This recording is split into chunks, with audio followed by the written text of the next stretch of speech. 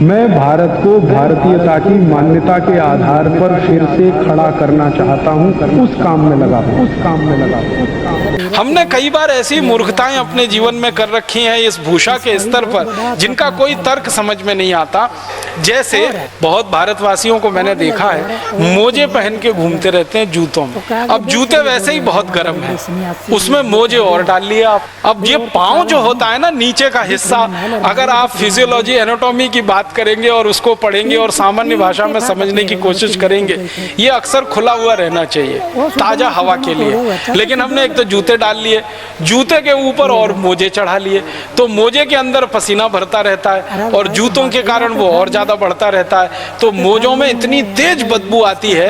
अक्सर लोगों को मैंने देखा है घर में जाके जैसे ही जूते उतारते हैं तो मोजे की बदबू घर के बाहर तक चली जाती है। पूरा घर जो है वो मोजे की बदबू से भरा हुआ रहता है। फिर उन मोजों को बंद करके अलमारी में और रख देते हैं तो बाकी सारे के सारे कपड़े भी बदबूदार हो जाते हैं। अब उन लोगों को कहो कि भाई ये मोजे की जरूरत भारत में नहीं है, ये यूरोप में है, इंग्लैंड में है, कनाडा में है, अमेरिका में है, क्योंकि बर्फ पड़ती है। आपको मालूम है साल में 6 महीने बर्फ पड़ती है ये यूरोप और अमेरिका वाले एरिया में। कुछ कुछ क्षेत्र में तो 8 महीने तक बर्फ पड़ती है। तो ज्यादा बर्फ पड़े तो पाँव एकदम गलने लगते हैं।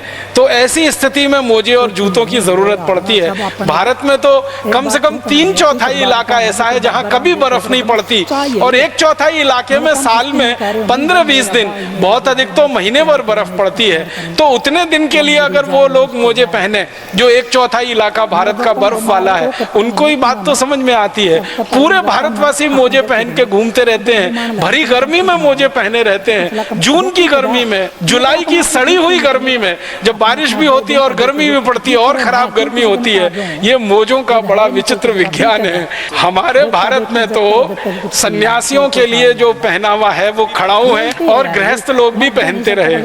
परम पूजनीय स्वामी जी की जो खड़ाऊ है वो बहुत वैज्ञानिक है। एक तो लकड़ी की है, लकड़ी आप जानते हैं ऊष्मा की कुचालक होती है और पृथ्वी आप जानते हैं बहुत बड़ी ऊष्मा की सुचालक है। तो पृथ्वी से आपके शरीर का जो कनेक्शन है, जो संबंध है, वो टूटा रहे, माने आपकी ऊष्मा और ऊर्जा पृथ्वी में ना चली जाए और बिना किसी कारण आपका बड़ा नुकसान ना होने पाए, इसके लिए लकड़ी की खड़ाऊ दी गई है। और लकड़ी जो है ऊष्मा की कुचालक होने के कारण पृथ्वी और आपके शरीर के बीच में एक माध्यम बन जाती है ताकि ऊष्मा का, ऊर्जा का बेकार का प्रवाह पृथ्वी में ना होने पाए। इतने वैज्ञानिक तरीके से ये खड़ाऊ बनती है जिसका उपयोग हजारों साल से इस देश में होता रहा। हमने वो खड़ाऊ छोड़ दी और उस खड़ाऊ को छोड़कर यूरोप और अमेरिका की नकल करने वाले जूते खरीद लिए और उन जूतों में फंस गए मोजे और मोजे में फंस गई बदबू और बदबू में फंस गया पूरा घर और परिवार जो परेशान होता रहता है। हमारे देश में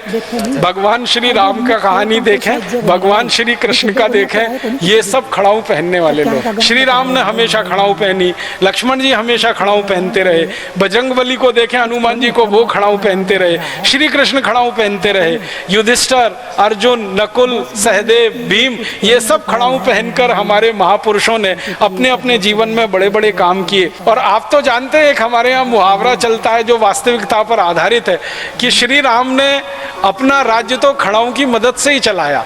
भगवान श्री राम तो गए नहीं गद्दी पर, कुर्सी पर बैठने के लिए, उनकी खड़ाऊ रखी रहती थी कुर्सी और गद्दी पर, उसके द्वारा राज्य चलाया जाता था। तो खड़ाऊ बहुत महत्व की चीज है हमारे देश में। जो खड़ाऊ 14 वर्षों तक किसी राज्य का संचालन कर सकती है और राम राज्य का संचालन कर सकती है, साधारण राज्य नहीं, राम राज्य। राम राज्य में जहाँ कोई दुखी नहीं है, कोई गरीब नहीं है, कोई भुखमरी का शिकार नहीं है, कोई बेरोजगार नहीं है, जहाँ अतिवृष्टि नहीं है, जहाँ अनावृष्टि नहीं है, माने जीवन का कोई दुख ही नहीं है, ऐसा राज्य राम राज्य। और वो खड़ाऊ के द्वारा संचालित हुआ हो 14 वर्ष, तो अंदाजा लगा लीजिए खड़ाऊ का कितना बड़ा महत्व रहा होगा इस देश। और भरत जो श्री राम के अनुज छोटे भाई, जब उनको बुलाने के लिए गए वन में तो श्री राम ने कहा कि मेरी खड़ाऊ ले जाओ। तो बहुत हर्ष के साथ, खुशी के साथ भरत उन खड़ाऊ को अपने सिर पर रखकर राम राज्य तक लेके आए, माने अयोध्या तक लेके आए। खड़ाऊओं का स्थान सिर में रहा है, हमने अब वो जूते को देना शुरू कर दिया। क्या हमारी संस्कृति का पतन हुआ है। कहाँ खड़ाऊं और कहाँ जूता। तो आप इस जूता संस्कृति से थोड़ा बाहर निकलें। ये सांस्कृतिक पतन है हमारा, जूते का पहनावा।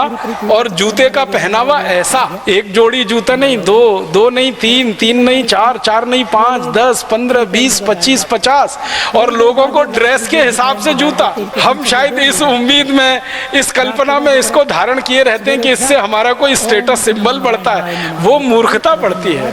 इसलिए हम इस सांस्कृतिक अधः पतन के इस स्तर पर आके खड़े हो गए हैं कि अपनी खड़ाऊं छोड़ी है, अपनी जूतियां छोड़ी हैं। भारत में ऐसा भी रहा है कि कुछ समय जब बहुत ठंड पड़ती रही है तो खड़ाऊं का उपयोग नहीं कर सकते, तो जूतियां इस देश में बनाई जाती हैं। जूतियां बहुत वैज्ञानिक हैं, जूतों की तुलना में तो बहुत ज्यादा वैज्ञानिक हैं। मैंने देखा राजस्थान में, मध्य प्रदेश में, गुजरात में, महाराष्ट्र के कई इलाकों में जूतियां बनती हैं। जूतियां इतनी अद्भुत होती हैं कि सीधे या उल्टे दोनों पैरों में दोनों को पहन सकते हैं, कभी भी बदल सकते हैं, बराबर घिसती हैं। जूते की तरह से नहीं होती। जूते को एक ही पैर में पहना जा सकता है, दूसरे पैर का जूता दूसरे पैर में नहीं आता। इसका माने जूतियां जूतों से श्रेष्ठ हैं क्योंकि वो भारतीय और स्वदेशी उत्पादन का निशानी है, और जूता ये विदेशी उत्पादन की निशानी। और वैसे भी जूता जो है ना बहुत खराब ये माना जाता है हमारे यहाँ धार्मिक रूप से कि वो मरे हुए जानवरों की चमड़ी से बनाया जाता है। तो और हमारे यहाँ जूतियां जो बनती रही हैं वो स्वाभाविक मृत्यु से जो जानवर मरते हैं उनके चमड़े की ही जूतियां बनती हैं। लेकिन जूते बनाने के लिए जानवरों को कत्ल करना पड़ता है, मारना पड़ता है बेमौत समय से पहले, तब जाके वो कुर्म बनता है, उससे जूता बन पाता है। तो ये जूते में हम फंस गए। ये विदेशी माने एक तरह से अंधानुकरण, पश्चिमी अंधानुकरण या अंग्रेजी अंधानुकरण की दूसरी बड़ी निशानी है। इसी तरह से मैं एक दो बातें और कहना चाहता हूँ भारतीय पहनावे के बारे में। ये जो धोती होती है या लुंगी होती है जो बिना सिला हुआ कपड़ा है, इसको पहनने के लिए आप चाहें तो सैकड़ों तरीके से पहन सकते हैं, सैकड़ों तरीके से पहन सकते हैं। धोती को बांधना हो तो असमिया तरीके से बांधा जा सकता है, बांग्ला तरीके से बांधा जा सकता है, मराठी तरीके से बांधा जा सकता है, गुजराती तरीके से बांधा जा सकता है, उत्तर भारतीय तरीके से बांधा जा सकता है। भारत में जितने प्रांत हैं उतने तरीके से आप धोती को बांध सकते हैं क्योंकि वो बिना सिला हुआ है।